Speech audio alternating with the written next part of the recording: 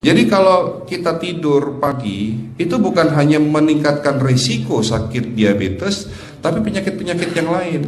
Dan satu hal, Rasulullah mengatakan, jika kita tidur setelah sholat subuh akan meningkatkan risiko pikun, Pak. Pikun loh, Bu. Ya, Pak. Gampang pikun. Lah kalau kita sholat subuh menjelang maghrib setelah asar, apa yang terjadi? Islam melarang, kita dilarang oleh Nabi kita tidur menjelang maghrib, betul? Bukan karena nanti ketindihan setan, bukan ya. Secara medis diketahui bahwa orang yang kebiasaan tidur antara asar sampai maghrib itu akan menurunnya daya tahan tubuh. Jadi gampang sakit infeksi, Pak, kalau Bapak tidur menjelang maghrib. Kalau sekali lagi setelah sholat subuh gampang pikun, aliran darah ke otak itu tersumbat, ya, jadi stroke penyakitnya. Tapi kalau tidur setelah asar sebelum maghrib, itu daya tahan tubuh kita akan menurun. Jadi gitu ya jawabannya, Bu. Justru ini yang paling penting, materi terakhir ini 6 langkah praktis. Ya, Bapak bisa lakukan di rumah mulai hari ini. Langkah pertama, mulai hari ini jangan makan malam, Pak.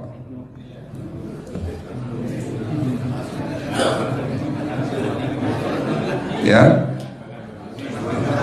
ala bisa karena biasa. Memang awalnya sulit, yang sudah kebiasaan makan malam itu sulit. Alasannya nanti nggak bisa tidur, Dok, betul ya? Nanti perutnya kembung, mual dan sebagainya. Itu karena kebiasaan. Dulu pun saya begitu. Tapi kalau sekali-sekali boleh, Pak. Misalnya diundang hajatan gitu, tetangga ada yang kawinan hajatan, ya enggak apa-apa, menghargai itu makan malam. Tapi sekali-sekali itu. Tapi kalau tiap hari ini yang enggak boleh, betul ya, Pak? Jangan makan berlebihan dan jangan makan malam. Makan sate boleh nggak, Pak? Boleh, siapa bilang nggak boleh? Sate itu, Bapak tahu daging kambing. Daging kambing, daging domba adalah makanan sehat, tidak berkolesterol. Yang kolesterol itu lemaknya, Pak. Tapi kalau Bapak makan daging murni, dagingnya tok, ya sehat, Pak. Yang nggak boleh itu santannya. Jadi makan gulai itu jangan, kalau gulai sate aja udah. Ya, ataupun dibuat apalah, dibuat empal. Ya. Oke, itu yang pertama. Yang kedua, tolong catat. Jangan tidur larut malam, Pak. Batasan tidur jam berapa, Pak? Jam 11 paling telat. Harus sudah tidur. Kenapa? Apa penjelasan medisnya? Orang yang tidur di atas jam 11 akan terganggu fungsi livernya, Pak. Dimana liver kita ini fungsinya banyak. Ya, ada 500 fungsi liver loh, Pak. Fungsi jantung ada berapa, Pak? Fungsi jantung 1. Fungsi jantung tugasnya untuk mompa darah. Fungsi ginjal ada berapa? 2. Absorpsi dan filtrasi.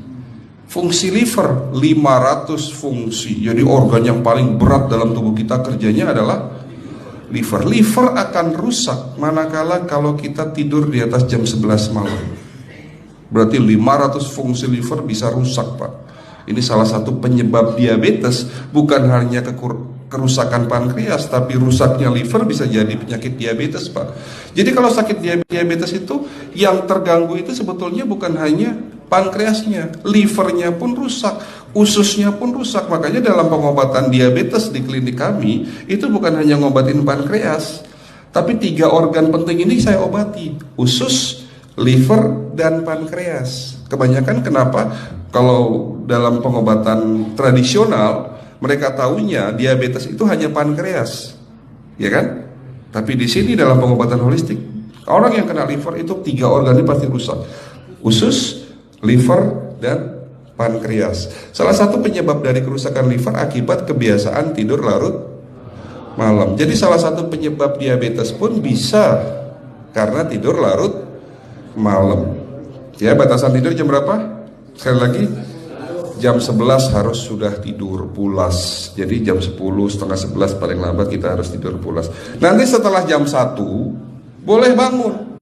Yang penting jam 11 sampai jam 1 ini harus tidur pulas. Jadi kalau Bapak mau sholat tahajud jam 2, setengah 3 ya monggo.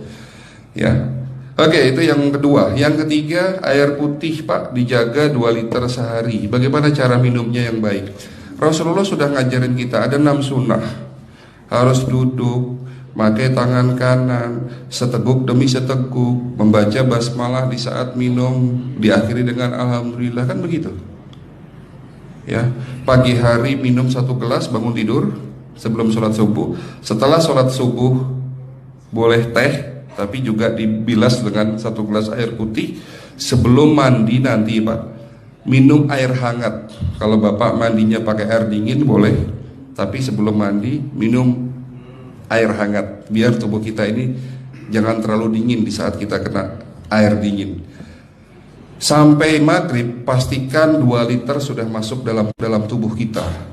Malam mau tidur, tolong perhatikan Ibu ya, malam mau tidur jangan banyak-banyak minum.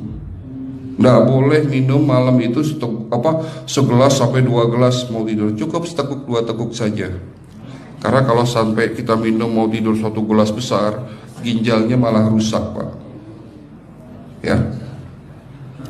Oke, itu yang ketiga. Yang keempat, puasa. Lakukan puasa secara rutin, insya Allah kita sehat. Nah, untuk penjelasan atau materi puasa, nanti bisa hubungin staf saya.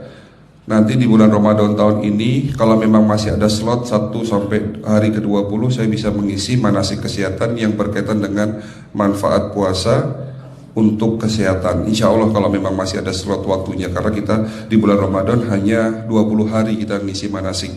Ya. Oke, itu yang keempat. Langkah keempat. Langkah 1, 2, 3, 4. Langkah kelima.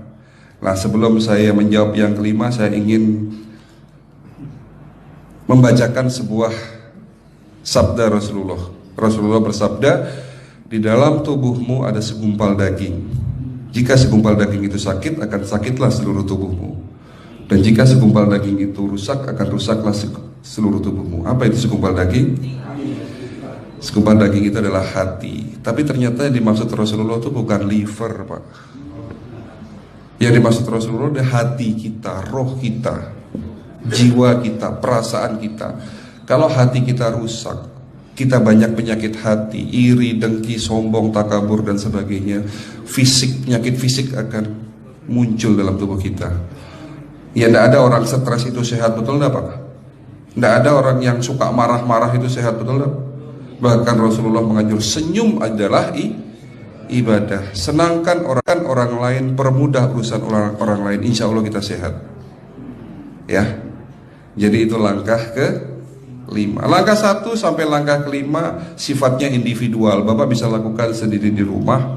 Tapi langkah ke-6 ini butuh bantuan pihak dokter atau rumah sakit. Kira-kira langkah ke-6 apa Pak? Lakukan pemeriksaan sebelum sakit. Jadi periksa itu jangan nunggu sakit baru periksa. Jangan seperti kayak Bu Ustazah tadi, diajak periksa, jawabannya takut ketahuan penyakitnya. Setelah stroke baru datang ke klinik untuk minta diperiksa. Kalau sudah stroke susah nggak nyembuhinnya Pak? Kata kayak beliau nih, sudah 2 tahun tidak sembuh-sembuh karena sudah terlanjur stroke. Tapi kalau beliau melakukan general check up, mohon maaf ya Pak, kalau beliau melakukan general check up rutin, insya Allah tidak akan kena stroke, karena sebelum stroke sudah diobati dulu. Karena stroke ini bisa kita lihat dalam scanning dengan alat yang saya punya, insya Allah kelihatan ini. Oh ini sudah mulai ada tanda-tanda mau penyumbatan, buru-buru diobati. Memang takut Pak, tapi pesan saya jangan takut. Ya, lakukan pemeriksaan supaya kita tahu, supaya kita kenal. Gitu ya Pak. Jadi kira-kira di jemaah ini ada enggak yang mau saya ajak periksa kita semua? Pesan terakhir dari saya, lakukan pemeriksaan sebelum terlambat. Ini pesan saya dan pesan seluruh dokter di dunia sebetulnya. Lakukan pemeriksaan sebelum terlambat. Ya, karena dengan kita melakukan pemeriksaan kita akan kenal tubuh kita. Kalau sudah kenal kita akan sayang sama tubuh kita. Betul Pak? Ada pepatah mengatakan tidak kenal tidak sayang. Cukup sekian dari saya. Mohon maaf kalau penyampaian kami kurang baik. Akhirul kalam, wabillahi taufiq wal hidayah. Wassalamualaikum warahmatullahi wabarakatuh. Kalau ada pertanyaan masalah teknis nanti langsung